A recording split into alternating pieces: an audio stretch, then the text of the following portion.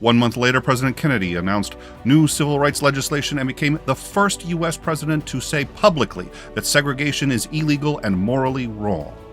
The Detroit Freedom Walk came 1 month after that, and in the wake of violent attacks against civil rights demonstrators in Birmingham, the Southern Christian Leadership Conference joined with the NAACP and the Brotherhood of Sleeping Car Porters to make 3 separate planned protests into one.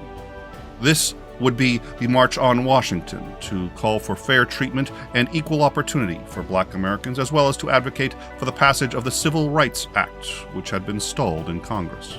John F. Kennedy then held a secret meeting with civil rights leaders, asking them not to do the march.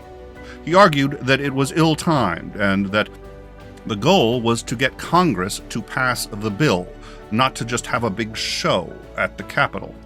Dr. King told the president, "Frankly, I've never engaged in any direct action movement which did not seem ill-timed." Reluctantly, Kennedy agreed to endorse the march, but he had his brother Robert coordinate with organizers to ensure security. He also got civil rights leaders to agree to end the march at the Lincoln Memorial instead of the Capitol, so as to not make members of Congress feel like they were under siege. On August 28, 1963, 250,000 people gathered at the Lincoln Memorial.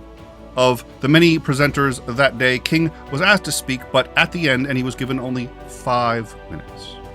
He ended up speaking for 16 and gave what would become the most famous speech of the civil rights movement and one of the most famous speeches in history.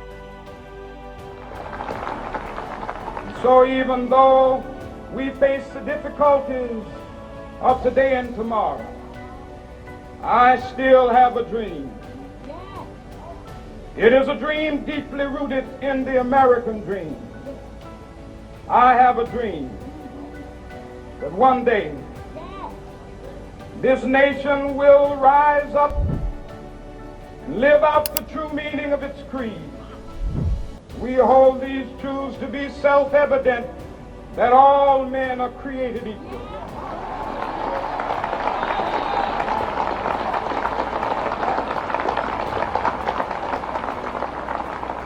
I have a dream that one day on the red hills of Georgia, the sons of former slaves and the sons of former slave owners will be able to sit down together at the table of brotherhood.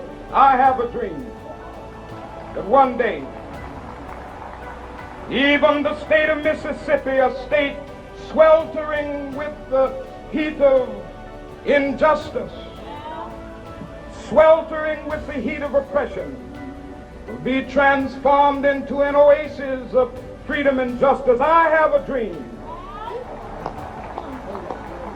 that my 4 little children will one day live in a nation where they will not be judged by the color of their skin, but by the content of their character. I have a dream today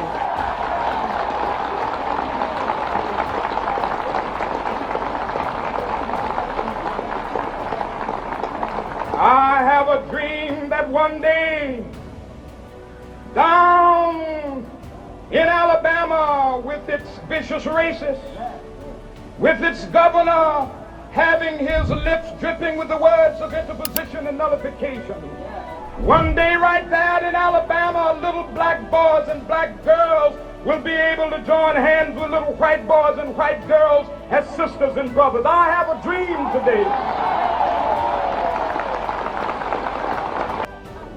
With this faith, we will be able to transform the jangling discords of our nation into a beautiful symphony of brotherhood. With this faith, we will be able to work together, to pray together, to struggle together, to go to jail together, to stand up for freedom together, knowing that we will be free one day. This will be the day.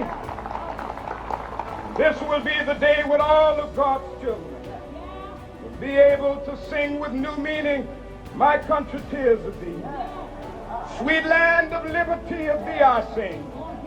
Land where my fathers died, land of the pilgrim's pride. From every mountainside, let freedom ring. And if America is to be a great nation, This must become true. And so let freedom reign from the prodigious hilltops of New Hampshire. Let freedom reign from the mighty mountains of New York. Let freedom reign from the heightening Alleghenies of Pennsylvania. Let freedom ring from the snow-capped Rockies of Colorado. Let freedom ring from the curvaceous slopes of California.